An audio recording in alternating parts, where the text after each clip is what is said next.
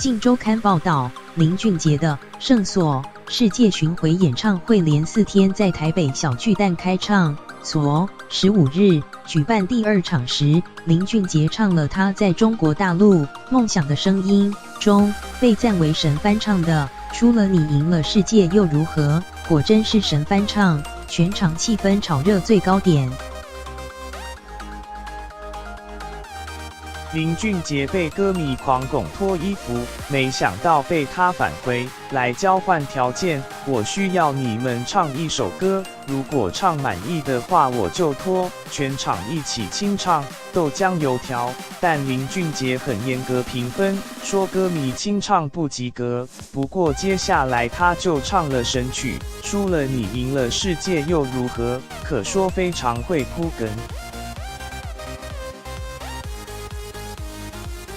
他并分享自己的低潮期，当2007年发行第5张专辑后，声带状况不好，人生第一个低潮，进入没办法唱歌的恐惧，而身为公众人物对他也有压力。我曾反问自己还有多少力气可以当一个公众人物，每天要面对媒体大家的压力，所以曾想放弃。